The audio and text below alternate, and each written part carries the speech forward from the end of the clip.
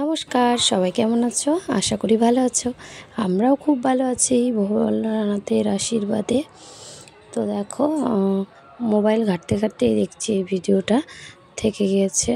অনেক দিন আগে করে রেখেছিলাম শিব চতুর্দশীর দিন, তো ভিডিওটা পোস্ট করিনি। আর অনেক দিন ধরেই তো আমি কোনো পোস্ট সেরকম করি না, বড় ভিডিও সময় পাই না। আর সেই জন্য এটা আজকে শেয়ার করলাম তোমাদের সঙ্গে। তো এই মন্দিরটা আমাদের মালদা জেলার বামনগোলা থানার নালাগোলাতে অবস্থিত। তো এই মন্দিরে যারা যারা এসেছো তারা অবশ্যই কমেন্ট করে বলবে। খুব সুন্দর দেখতে, একদম গাছের ভিতরে এই মন্দিরটা। তো আমিও গিয়েছিলাম চতুর্দশীর পরের দিন, আগের দিনও গিয়েছি, পরের দিনও গিয়েছিলাম। মন্দিরটা ভালো করে ছবিটা তুলেছি, দেখো কি সুন্দর। আর আমি, বুনু আর ওর বোনের বর সবাই মিলে আমরা বাবাকে নিয়ে গিয়েছিলাম মেলা দেখতে আর জল ঢালতে বাবা ভোলানাথের জন্য। চতুর্দশীতে এতটা পরিমাণে ভিড় হয় যে মন্দিরে দাঁড়ানোর তো জায়গায় থাকে না, ছবি তোলা তো দূরের কথা। তো আগের দিন তো সেরকমভাবে দাঁড়াতেও পারিনি। আর আজকে কিন্তু দেখো, সকালে যেহেতু চতুর্দশীটা ছেড়ে গিয়েছিল পরের দিন, তো সেই জন্য আমরা গিয়ে সঙ্গে সঙ্গে জল ঢালতে পারলাম। আর খুব সুন্দরভাবে ছবি তুলতেও পেরেছিলাম, ভিডিওটাও করেছি। শিবডাঙ্গি বললেই সবাই চিনিয়ে দেবে, যারা যারা গেছো তারা তো জানোই। তো দেখো, আমাদের দুজনকে বাবা একই রকমের জামা কিনে দিয়েছিল, তো সেটা পরে আমরা গিয়েছিলাম বাবার মাথায় জল ঢালার জন্য। তো তারপরে মেলা থেকে আমরা অনেক কিছু কেনাকাটা করব। চলো পুরো ভিডিওটা দেখো, স্কিপ না করে। ভিডিওটা থেকে গেলে অনেকটা সময় পেরিয়ে যাবে আমাদের জীবনের, কিন্তু যখন এই মোবাইলটা আবার দেখব তখন সেই পুরনো ছোটোবেলার স্মৃতিগুলো বা গোপালের, সেটা দেখে গোপালের পরে ভালো লাগবে, এই জন্যই আমি ভিডিওটা করি। তো দেখো, ওর মেসো ওর মিমি জল ঢালার পরে বেরিয়ে যাচ্ছি আমরা সবাই। আর কত ভিড় হয়েছে। আর এই দেখো মন্দিরটা কি সুন্দর, একদম গাছের ভেতর দিকে এই রাস্তাটা দিয়ে বাবা ভোলানাথের মন্দির। আর বাইরে যাওয়ার রাস্তা আছে আলাদা আর আসার রাস্তা আলাদা। এই মেলার জন্য এরকম করে। আর এমনি প্রতি সোমবার করে প্রচুর ভিড় হয়, জল ঢালতে আসে সবাই। তো আমরা তো যাই। চলো ভিডিওটা দেখাই তোমাদের।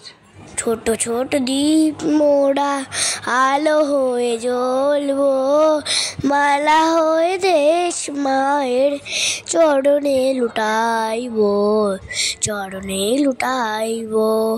ছোট বুকের মধুটুকু সবার তারে রাখবো, ভালোবাসার পরশনে আপনার করি লব, আপনার করি লব।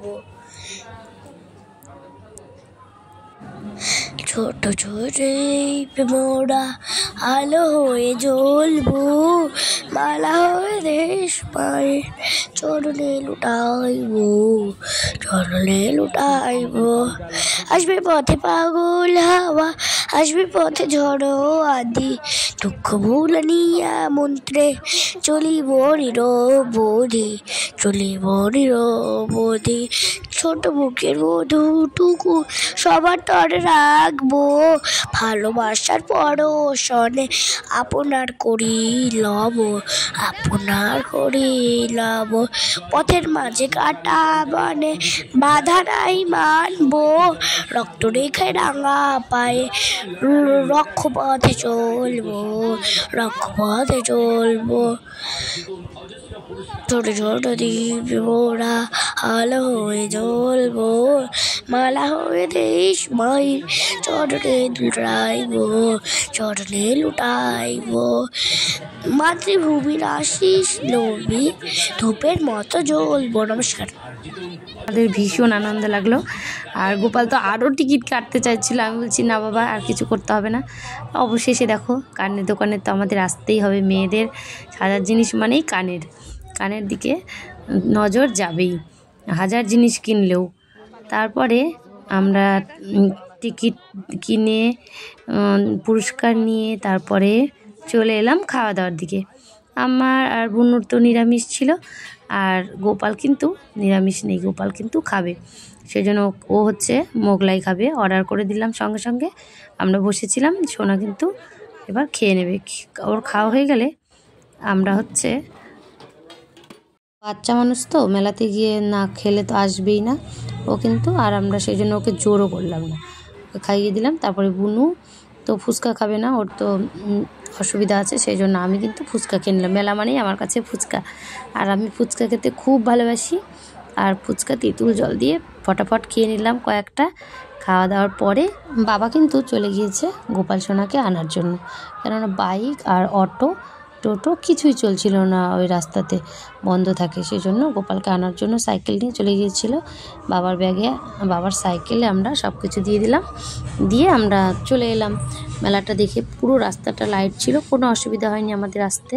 তো যাই হোক, ভিডিওটা কেমন লাগলো অবশ্যই কমেন্ট করো, ভালো লাগলে একটা শেয়ার করো, আর যারা আসোনি তারা অবশ্যই নালাগোলা শিবডাঙ্গি মন্দিরে এসো। তো সবাই ভালো থেকো, ভোলানাথের আশীর্বাদ নিয়ে আমরাও ভালো থাকবো, সবার মঙ্গল হবে। টাটা।